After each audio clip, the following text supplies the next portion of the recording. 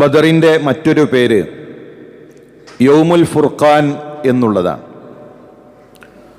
സത്യത്തെയും അസത്യത്തെയും വേർതിരിച്ച ദിവസം, ഹക്കും ബാത്തിലും വേർതിരിച്ച ദിവസം. പല ആളുകളും പറയാറുണ്ട്, ഏതാണ് ഹക്ക്, ഏതാണ് സത്യം, അത് മനസ്സിലാകുന്നില്ല. ഓരോ വിഭാഗങ്ങളും ആയത്താണ് ഓതുന്നത്. അള്ളാഹുവിനോട് പ്രാർത്ഥിക്കാൻ, റബ്ബിനോട് മാത്രമേ പ്രാർത്ഥിക്കാൻ പാടുള്ളൂ എന്നുള്ളവർ പറയുമ്പോൾ അതാണ് ശരിയെന്ന് തോന്നും. അല്ല, മഹാന്മാർ വേണം എന്ന് വാദിക്കുന്നവർ അവർ പറയുമ്പോൾ അതാണ് ശരിയാണെന്ന് തോന്നും. ഞങ്ങൾ ഈ സാധാരണക്കാരെങ്ങനെയാണ് ഹക്ക് മനസ്സിലാക്കുക എന്ന് ചോദിക്കാറുണ്ട്. ഹക്കും ബാത്തിലും വേർതിരിച്ചറിയാൻ ബദറിലേക്ക് നമ്മൾ നോക്കിയാൽ മതി. എന്താണ് സത്യം, എന്താണ് റസൂലുള്ളാഹിയുടെയും സ്വഹാബത്തിൻ്റെയും ആദർശം, അത് മനസ്സിലാക്കാൻ വലിയ ഗവേഷണങ്ങളുടെ ആവശ്യമില്ല. ബദർ നമുക്ക് പറഞ്ഞു നൽകുന്നുണ്ട് എന്താണ് ഹക്ക്, എന്താണ് ബാത്തിൽ. എണ്ണമല്ല സത്യത്തിൻ്റെ മാനദണ്ഡം. അങ്ങനെയാണെങ്കിൽ മുശ്രിക്കീങ്ങളാകുമായിരുന്നു ഹക്കിൻ്റെ ആളുകൾ. ബദറിൽ മുസ്ലിമീങ്ങൾ എണ്ണം വളരെ കുറവാണ്. 300 ചില്ലാനം വരുന്ന സ്വഹാബത്താണുള്ളത്. അതിൻ്റെ 3 ഇരട്ടിയുണ്ട് ശത്രു സൈന്യം. സമ്പത്തോ അല്ലെങ്കിൽ അവരുടെ കൈകളിലുള്ള യുദ്ധക്കോപ്പുകളോ ഇതൊന്നുമല്ല സത്യത്തിൻ്റെ മാനദണ്ഡം. സ്വഹാബത്തിൻ്റെ കൈകളിൽ അവർ സാധാരണ യാത്രയിൽ കയ്യിൽ കരുതുന്ന ആയുധങ്ങളല്ലാതെ വേറൊന്നും സ്വഹാബത്തിൻ്റെ കൈകളിലില്ല. മറുഭാഗത്ത് എല്ലാ സജ്ജീകരണങ്ങളുമുള്ള സൗകര്യങ്ങളുമുള്ള സൈന്യമാണ്. ഇനി നമ്മൾ മനസ്സിലാക്കേണ്ട ഒരു കാര്യം, ബദർ ഉണ്ടായത് മുശ്രിക്കീങ്ങൾക്ക് മദീന പിടിക്കാനല്ല, മുസ്ലിമീങ്ങൾക്ക് മക്ക പിടിക്കാനുമല്ല. മദീന പിടിക്കാൻ വേണ്ടി മക്കയിലെ മുശ്രിക്കീങ്ങൾ ആരും വന്നിട്ടുമില്ല. ഞങ്ങളുടെ നാട് തിരിച്ചു പിടിക്കണമെന്ന് കരുതി സ്വഹാബത്താരും പോയിട്ടുമില്ല. അതിന് ബദർ ഉണ്ടായിട്ടില്ല. അപ്പോൾ ഭൗതികമായ എന്തെങ്കിലും അജണ്ടകൾ, ഒരു ഭൂപ്രദേശം പിടിച്ചടക്കുക എന്നതല്ല, മറിച്ച് മുസ്ലിമീങ്ങളെ ഉന്മൂലനം ചെയ്യുക, തൗഹീദ് ഇല്ലാതാക്കുക എന്നതായിരുന്നു അതിൻ്റെ പിന്നിലുള്ള അജണ്ട. ഇനി യുദ്ധം നടക്കുന്നത് ആരാണ്? രണ്ടും കുടുംബങ്ങളാണ്, നാട്ടുകാരാണ്, ഒന്നിച്ചു വളർന്നവരാണ്. ഒരു ഭാഗത്ത് റസൂലുള്ളാഹി സ്വല്ലല്ലാഹു അലൈഹി വസല്ലമയാണ്.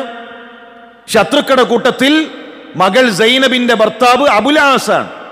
അമ്മോശനും മരുമകനുമാണ് ഒരു ഭാഗത്തുള്ളത്. ഒരു ഭാഗത്ത് അബൂബക്കർ സിദ്ദീഖാണ്, മറുഭാഗത്തു മകനാണ്. ഉപ്പയും മകനുമാണ്, സഹോദരന്മാരാണ്. സ്വന്തം കുടുംബങ്ങളാണ് ബദറിൽ രണ്ടു ഭാഗത്തും നിൽക്കുന്നത്.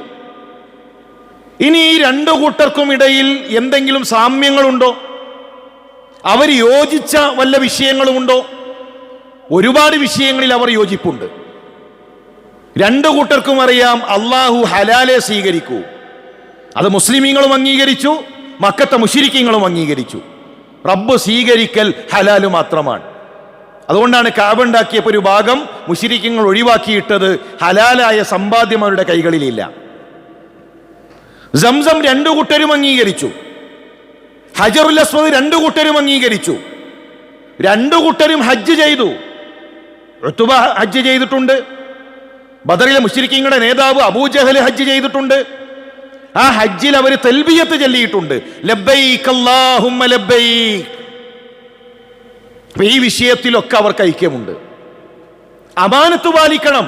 മക്കത്തെ മുശ്രിക്കിന് എതിരഭിപ്രായമില്ല. അവരും അമാനത്ത് പാലിക്കണമെന്ന് പറഞ്ഞു, സ്വഹാബത്തും അമാനത്ത് പാലിക്കണമെന്ന് പറഞ്ഞു. രണ്ടു കൂട്ടരും ദൈവവിശ്വാസികളാണ്. ഒരു വിഭാഗത്ത് ദൈവവിശ്വാസികളും മറുഭാഗത്ത് ദൈവനിഷേധികളുമല്ല. രണ്ടു കൂട്ടരും ദൈവത്തിൽ വിശ്വസിച്ചവരാണ്, അള്ളാഹുവിൽ വിശ്വസിച്ചവരാണ്. രണ്ടു കൂട്ടരും ഏകദൈവത്തിൽ വിശ്വസിച്ചവരാണ്. മുസ്ലിമീങ്ങൾ ഒരു പടച്ചോൻ, മുശ്രിക്കീങ്ങൾ അല്ല, ലോകത്തിന് രണ്ട് സട്ടാവുണ്ട്, രണ്ട് ഖാലിക്കുണ്ട്. മക്കത്തൊരു മുശ്രിക്കും അത് പറഞ്ഞിട്ടില്ല. ഒരു സട്ടാവിലാണ് അവരും വിശ്വസിച്ചത്. ഞാൻ പറഞ്ഞു വരുന്നത്, അവർ ഐക്യപ്പെട്ട ഒരുപാട് വിഷയമുണ്ട്. പലപ്പോഴും നമ്മുടെ ആളുകൾ തെറ്റിദ്ധരിച്ചിട്ടുള്ളത് അവർക്ക് അള്ളാഹുവിനെ പരിചയമില്ല, അവരൊരുപാട് റബ്ബിൽ വിശ്വസിച്ചവരാണ് എന്നാണ് പലപ്പോഴും ആളുകൾ കരുതിയിട്ടുള്ളത്. ഖുർആനിൽ അള്ളാഹു ചോദിക്കുകയാണ്, വലഇൻ സഅൽതഹും, നിങ്ങൾ അവരോട് ചോദിക്കണം, മൻ ഖലഖസ് സമാവാതി വൽ അർള്, ആകാശഭൂമികളെ സൃഷ്ടിച്ചതാരാണ്? ഈ ആകാശത്തിന്റെ സൃഷ്ടാവാര്, ഭൂമിയുടെ സൃഷ്ടാവാര്? എത്ര സ്ഥലത്ത് റബ്ബ് ഇത് പറഞ്ഞു? അൻകബൂത്തിൽ 61, ലുഖ്മാൻ 25, സൂറത്തു സുമർ 38, സൂറത്തു സുഹ്റുഫ് 9-ാമത്തെ ആയത്ത്. ഒന്നിലധികം സ്ഥലങ്ങളിൽ അള്ള ചോദിക്കാണ്, അവരോട് നിങ്ങൾ ചോദിക്കൂ, ആകാശത്തെ സൃഷ്ടിച്ചതാര്, ഭൂമിയെ സൃഷ്ടിച്ചതാര്? ലയഖൂലുന്നല്ലാഹ്, തീർച്ചയായും അവർ പറയും അല്ലാ. ഇബ്രാഹിം നബി എന്ന് പറയൂല, ഇസ്മായിൽ നബി എന്ന് പറയില്ല, ലാത്ത എന്ന് പറയില്ല, ഉസ്സ എന്ന് പറയില്ല, അവര് പറയും അല്ലാ. ആകാശത്തെ സൃഷ്ടിച്ചത് അല്ലാഹുവാണ്, ഭൂമിയെ സൃഷ്ടിച്ചത് അല്ലാഹുവാണ്. അപ്പൊ അല്ലാഹുവിനെ അവർ അംഗീകരിച്ചു. ഇനിയോ രണ്ടു കൂട്ടർക്കും ഹക്ക് ജയിക്കണം. രണ്ടു കൂട്ടരുടെയും വാദം ഹക്ക് ജയിക്കണം എന്നതാണ്. റസൂലുള്ളാഹി സ്വല്ലല്ലാഹു അലൈഹി വസല്ലം ബദറിന്റെ രാവിൽ തലയിൽ നിന്ന് തട്ടം താഴെ വീടുമാർ ആകാശങ്ങളിലേക്ക് കൈകൾ ഉയർത്തി പ്രാർത്ഥിക്കുന്നു. എന്തിനു വേണ്ടി? ഹക്ക് വിജയിക്കാൻ. മുശ്രിക്കീങ്ങളുടെ നേതാവായ അബൂജഹൽ കഅബയുടെ കില്ല പിടിച്ചുകൊണ്ട് പ്രാർത്ഥിക്കുന്നു, അല്ലാഹുമ്മ അഖ്തഉനാ ലിർറഹിം വആതാനാ ബിമാ ലാ യുഅറഫ്. അല്ലാഹുവേ, ആരാണ് ഞങ്ങളുടെ ബന്ധങ്ങൾ തകർത്തത്? ഞങ്ങളിവിടെ ഐക്യത്തിലായിരുന്നു, ബന്ധം തകർന്നു. ഞങ്ങൾക്കറിയാത്ത പുതിയ വാദവുമായി ചില ആളുകൾ കടന്നു വന്നു. അവരെ നശിപ്പിക്കണമേ, ഹക്കിനെ വിജയിപ്പിക്കണമേ പ്രാർത്ഥിക്കുന്നത് അബൂജഹൽ. ആ പ്രാർത്ഥന തുടങ്ങുന്നത് അല്ലാഹുമ്മ, അല്ലാഹുവേ. രണ്ടു കൂട്ടരും ഹക്ക് ജയിക്കണം എന്നവർ പ്രാർത്ഥിച്ചു. ഇനി പറയുന്ന വിഷയം നമ്മളൊന്ന് ഗൗരവത്തിൽ പഠിക്കണം. ക്രൈസ്തവർക്കൊരു ഏർപ്പാടുണ്ട്, അവരവരുടെ പാതിരിമാരെ ഏൽപ്പിക്കും പഠിക്കാൻ. എന്നിട്ട് അവര് പഠിച്ചിട്ട് പറഞ്ഞു തരും, ഞങ്ങളിങ്ങനെ അതിനനുസരിച്ച് ജീവിക്കാൻ. അവര് പഠിക്കില്ല, അവരുടെ പ്രമാണങ്ങൾ അവര് വായിച്ചു നോക്കില്ല. ആ ഏർപ്പാട് മുസ്ലിം സമുദായത്തിനില്ല. ഏതെങ്കിലും പുരോഹിതനെ ഏൽപ്പിച്ച് ആ പുരോഹിതൻ പഠിച്ചു പറഞ്ഞു തന്നു, ഞങ്ങളിങ്ങനെ അത് കേട്ട് ജീവിക്കാൻ. ഖുർആൻ നമ്മുടെ കിതാബാണ്, ആ കിതാബ് വായിക്കണം, തൗഹീദിന്റെ ആയത്തുകൾ മറിച്ചു നോക്കണം. ബദറിന്റെ ചരിത്രം ഖുർആൻ പറഞ്ഞു തന്നു, ഹക്കും ബാത്തിലും വേർതിരിച്ചറിയാൻ. അത് പഠിക്കണം. ഖബറിൽ ചോദ്യമുണ്ട്, ഈ കിതാബ് പഠിച്ചോ? അന്ന് പഠിക്കാത്തവരെ നോക്കിയിട്ട് മലക്കുകൾ പറയും, ലാ ദറൈത വലാ തലൈത, പഠിച്ചിട്ടില്ല, വായിച്ചിട്ടില്ല.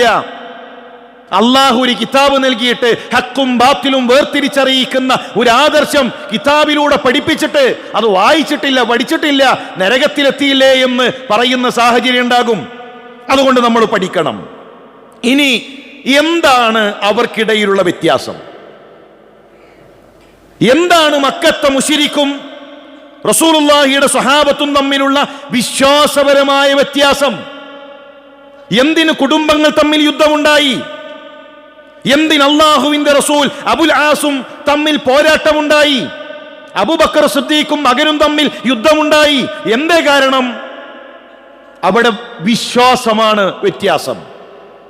ഒന്നാമത്തെ അവരുടെ വ്യത്യാസം, മക്കത്തെ മുശ്രിക്കിന്റെ വാദം, ഞങ്ങൾ അല്ലാഹു അല്ലാത്തവർക്കും ഇബാദത്ത് കൊടുക്കും. ആരാധന അത് പടച്ചോൻക്ക് മാത്രമൊന്നല്ല, അത് ഞങ്ങൾ അല്ലാഹു അല്ലാത്തവർക്ക് ഞങ്ങൾ കൊടുക്കും. അത് ഞങ്ങൾ വിഗ്രഹങ്ങൾക്ക് കൊടുക്കും, അത് ഞങ്ങൾ ജിന്നിന് കൊടുക്കും, അത് ഞങ്ങൾ മലക്കിന് കൊടുക്കും, അത് ഞങ്ങൾ മരിച്ചവർക്ക് കൊടുക്കും, അത് ഞങ്ങൾ മഹാന്മാർക്ക് കൊടുക്കും. ഇബാദത്ത് അല്ലാഹു അല്ലാത്തവർക്ക് ഞങ്ങൾ നൽകും. അതെന്തിനാണ്? അവരുടെ ന്യായം, മാ നഅ്ബുദുഹും ഇല്ലാ ലിയുഖർരിബൂന ഇലല്ലാഹി സുൽഫാ, പടച്ചോനിലേക്ക് അടുപ്പിക്കാനാണ്. അള്ളാഹുവിലേക്ക് നേരിട്ടടുക്കാൻ കഴിയില്ല. അല്ലാഹ് റഹ്മാനാണെന്ന് അവർ അംഗീകരിച്ചിട്ടില്ല. റഹ്മാനാണെങ്കിൽ, കാരുണ്യവാനാണെങ്കിൽ പിന്നെ ഒരു ഇടനിലക്കാരന്റെ ആവശ്യമില്ല. അതുകൊണ്ട് ഞങ്ങൾക്ക് അള്ളാഹുവിലേക്ക് അടുപ്പിക്കാൻ വിഗ്രഹങ്ങൾ വേണം, മഹാന്മാര് വേണം, ഔലിയാക്കൾ വേണം. പരിശുദ്ധ ഖുർആൻ അതിന് മറുപടി പറയാതെ പോയിട്ടില്ല. അള്ളാഹുവിന്റെ കിതാബ് മുശ്രിക്കിന്റെ വാദത്തിന്റെ മറുപടി പറയാതെ റബ്ബ് പോയിട്ടില്ല. അള്ളാഹു മറുപടി പറയുകയാണ്, ഇന്നല്ലദീന തദ്ഊന മിൻ ദൂനില്ലാഹ്. മുശ്രിക്കീങ്ങളെ, നിങ്ങൾ അള്ളാഹുവിന് പുറമെ വിളിച്ചു പ്രാർത്ഥിക്കുന്നവർ, നിങ്ങൾ വിളിച്ചു പ്രാർത്ഥിക്കുന്ന ആളുകളുണ്ടല്ലോ, അതാരാണ്? ഇബ്രാഹിം നബിയാണ്, ഇസ്മായിൽ നബിയാണ്, ലാത്തയാണ്, ഉസ്സയാണ്. നിങ്ങൾ വിളിച്ചു പ്രാർത്ഥിക്കുന്നവർ ഇബാദുൻ അംസാലുക്കും, നിങ്ങളെപ്പോലെയുള്ള ഇബാദുകളാണ്, മനുഷ്യരാണ്, നിങ്ങളെപ്പോലെയുള്ള ഇബാദുകളാണ്. എന്നിട്ട് ഖുർആൻ പറയുന്നൊരു വാക്കുണ്ട്, ഫദ്ഊഹും ഫല്യസ്തജീബൂ ലക്കും ഇൻ കുൻതും സാദിഖീൻ.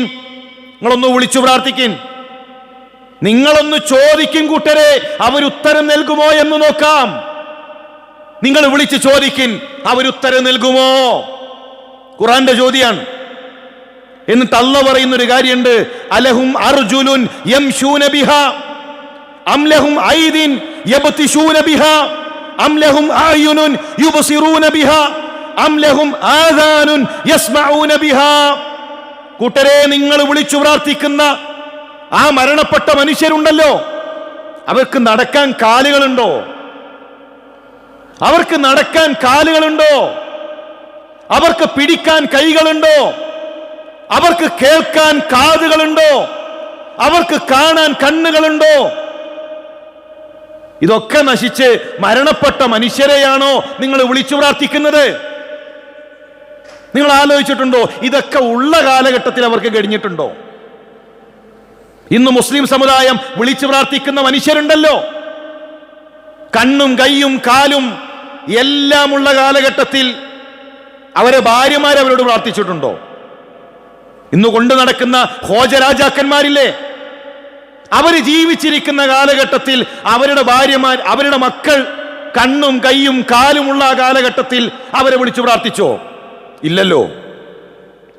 മുന്നിന്ന് വന്നാൽ കാണാം, തൊട്ടടുത്തുനിന്ന് സംസാരിച്ചാൽ കേൾക്കാം. കേരളത്തിൽ എത്രയോ ജാരങ്ങളുണ്ട്. അതിൽ ജീവിച്ചിരുന്ന മഹാന്മാർ, അവര് ജീവിച്ചിരുന്ന കാലഘട്ടത്തിൽ പാലക്കാടുള്ളൊരു ഔലിയ തിരുവനന്തപുരത്തുള്ള മനുഷ്യനെ അയാളോട് സംസാരിക്കണമെങ്കിൽ ഫോൺ വിളിക്കണം, ഫോൺ ചെയ്യണം, ഇവിടുന്ന് പറഞ്ഞാൽ കേൾക്കൂല. ബഗ്ദാദിൽ മുഹിയുദ്ദീൻ ശൈഖ് ജീവിച്ചിരുന്ന കാലഘട്ടത്തിൽ ഇവിടുന്ന് ഞാൻ സംസാരിക്കുന്നത് അദ്ദേഹം കേൾക്കൂ. ഈ പാലക്കാട് ജില്ലയിൽ നിന്ന് ഏതെങ്കിലും ഒരു മനുഷ്യൻ വിളിച്ചാൽ ആ സംസാരം ജീവിച്ചിരിക്കുന്ന ശൈഖ് കേൾക്കുമോ? കണ്ണുള്ള കാലഘട്ടത്തിൽ കണ്ടിട്ടില്ല, കാതുള്ള കാലഘട്ടത്തിൽ കേട്ടിട്ടില്ല. ഖുർആൻ ചോദിക്കാൻ, ഇതൊക്കെ ഇല്ലാതായിട്ട് കൂട്ടരെ നിങ്ങൾ വിളിച്ചാൽ എങ്ങനെ കേൾക്കാൻ? നിങ്ങളെ എങ്ങനെ കാണാൻ? സഹോദര, ഇതിനേക്കാൾ വ്യക്തമായിട്ട് എങ്ങനെയാണ് ഖുർആന് പറഞ്ഞു തരാൻ കഴിയുക? പിന്നെ എങ്ങനെയാണ് റബ്ബിനെ വിട്ടുകൊണ്ട് മറ്റുള്ളവരിലേക്ക് നമുക്ക് പോകാൻ കഴിയുക? അതുപോലെ തന്നെ സ്വഹാബത്തിന്റെ വിശ്വാസം എന്താ? അജഅലൽ ആലിഹത ഇലാഹൻ വാഹിദ് ഇന്ന ഹാദാ ലശൈഉൻ ഉജാബ്. മുശ്രിക്കീങ്ങൾ ചോദിച്ചതാണ്, ഒരു അല്ലാഹ് മാത്രം? വല്ലാത്തൊരു കാര്യമാണ് കേട്ടോ ഇവരുടേത്. ഒരു പടച്ചോൻ മാത്രം, മശായിഹന്മാരില്ല, ഔലിയാക്കളില്ല, തങ്ങന്മാരില്ല, ജാറത്തിലെ ശൈഖുമാരില്ല, അല്ലാഹ് മാത്രം. കൂട്ടരെ, നിങ്ങൾക്ക് അല്ലാഹ് മാത്രമാണോ? മക്കത്തെ മുശ്രിക്കിന്റെ ചോദ്യമാണ്. രണ്ടു കൂട്ടരും തമ്മിലുള്ള വ്യത്യാസം ഖുർആൻ പറഞ്ഞു തരാണ്. വഇദാ ദുഖിറല്ലാഹു വഹ്ദഹു, അല്ലാഹു മാത്രമെന്നവരോട് പറഞ്ഞാൽ ഇസ്മഅസ്സത് ഖുലൂബുൽ ലദീന ലാ യുഅ്മിനൂന ബിൽ ആഖിറ, പടച്ചോൻ മാത്രം മതി എന്ന് പറഞ്ഞാൽ അവരുടെ ഹൃദയങ്ങൾക്ക് ചുളിഞ്ഞു പോകും. ഹൃദയങ്ങൾക്കൊരു പ്രയാസം. അല്ലാഹ് മാത്രമേ? മഹാന്മാര് വേണ്ടേ? മശായിഖന്മാര് വേണ്ടേ? തങ്ങന്മാര് വേണ്ടേ? ഉപ്പൂപ്പ വേണ്ടേ? ജാറത്തിലെ ശൈഖന്മാര് വേണ്ടേ? അവരുടെ ഹൃദയങ്ങൾക്കൊരു പ്രയാസം. ഖുർആൻ പറയാണ്, വഇദാ ദുഖിറല്ലദീന മിൻ ദൂനി ഇദാ ഹും യസ്തബ്ശിറൂൻ. അള്ളാഹ്ക്ക് പുറമുള്ളവരെ പറ്റി പറഞ്ഞാലോ അവർക്ക് വലിയ സന്തോഷമാണ്. മശായിഖന്മാരെ പറ്റി പറയുമ്പോൾ വലിയ സന്തോഷം. അള്ളാഹ് മാത്രം എന്ന് പറഞ്ഞാലോ ആ കൂട്ടരുടെ ഹൃദയങ്ങൾ ചുളിഞ്ഞു പോകും. ഇതാണ് ബദറിലെ രണ്ടു കൂട്ടരുടെയും വ്യത്യാസം. സ്വഹാബത്തിന് അള്ളാഹ് മാത്രം. അതേത് ഘട്ടത്തിലും, അത് കടലിലും കരയിലും പ്രയാസഘട്ടത്തിലും സന്തോഷത്തിലും സന്താപത്തിലും റബ്ബ് മാത്രം, ഹസ്ബി അല്ലാഹ്. അതാണ് സ്വഹാബത്തിന്റെ വിശ്വാസം. ഇനിയോ അവർ അല്ലാഹു അല്ലാത്തവർക്ക് ഇബാദത്ത് നൽകി. ആ നൽകിയതിൽ ഏറ്റവും വലുതെന്താ? നിസ്കാരാണോ? അബൂലഹബ്, അബൂജഹല്, മക്കത്തെ മുശ്രിക്കീങ്ങൾ അല്ലാത്തവർക്ക് വേണ്ടി നിസ്കരിച്ചോ? നോമ്പ് നോറ്റോ? ഹജ്ജ് ചെയ്തോ? ഇല്ലല്ലോ. അവര് കൊടുത്ത ഏറ്റവും വലിയ ഇബാദത്ത് പ്രാർത്ഥനയാണ്. പ്രാർത്ഥനയാണ് ആ ഇബാദത്ത്. അള്ളാന്റെ റസൂല് പഠിപ്പിച്ചു, അദ്ദുആഉ ഹുവൽ ഇബാദ.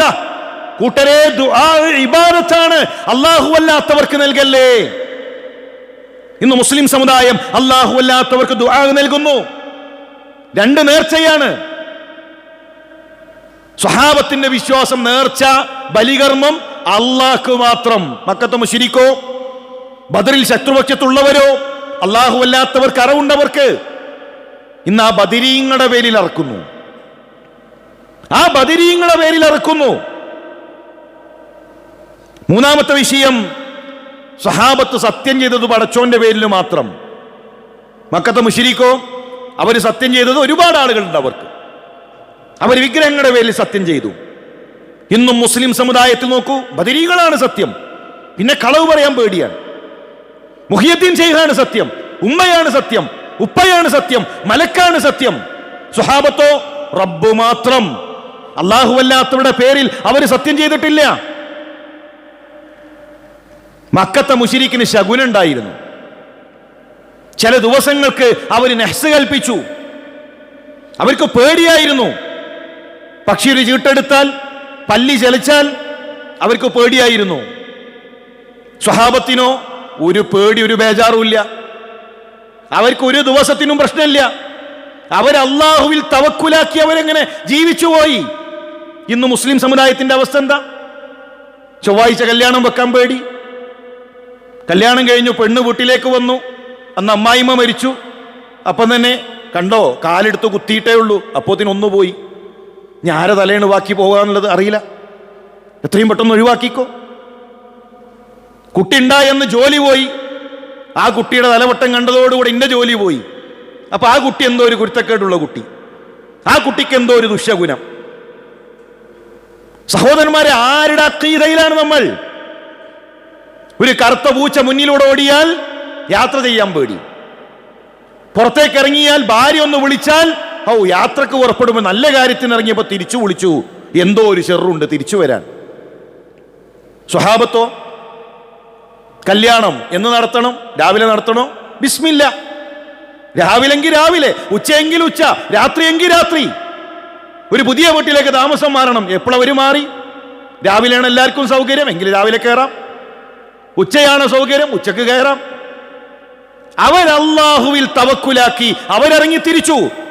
അവർക്കൊന്നും വിഷയമായിട്ടില്ല. വളരെ ഗൗരവത്തിൽ ഈ അഖീദ നമ്മൾ പഠിക്കണം. ഈ വ്യത്യാസം നമ്മൾ പഠിക്കണം. എന്താണ് സ്വഹാബത്തിന്റെ അഖീദ? എന്താണ് മക്കയിലെ മുശ്രിക്കിന്റെ അഖീദ? അത് പഠിച്ചു മനസ്സിലാക്കി അങ്ങനെ പ്രമാണങ്ങളിൽ നിന്ന് വിശ്വാസം സ്വീകരിക്കണം. ഞാനൊന്നും അറിഞ്ഞിട്ടില്ല, ഞാനൊന്നും കേട്ടിട്ടില്ല, ഉസ്താദുമാരിങ്ങനെ പറഞ്ഞു, അതിനനുസരിച്ച് ഞങ്ങൾ ചെയ്തു എന്ന് പരലോകത്ത് പറയാൻ പറ്റൂല. അല്ലാഹ് പരലോകത്ത് കൊണ്ടുവരൽ ഒറ്റക്കാണ്, വിചാരണ ഒറ്റക്കാണ്. ഒരു കിതാബ് അല്ലാഹു നമുക്ക് നൽകിയിട്ടുണ്ട്. അത് പഠിക്കാനാണ്, വായിക്കാനാണ്. ശരിയായ വിശ്വാസം, ശരിയായ അഖീദ പ്രമാണങ്ങളിൽ നിന്ന് പഠിക്കുക. അല്ലാഹു ആ അഖീദയിൽ ഉറച്ചു നിൽക്കാനുള്ള തൗഫീക്ക് നമുക്ക് നൽകി അനുഗ്രഹിക്കും.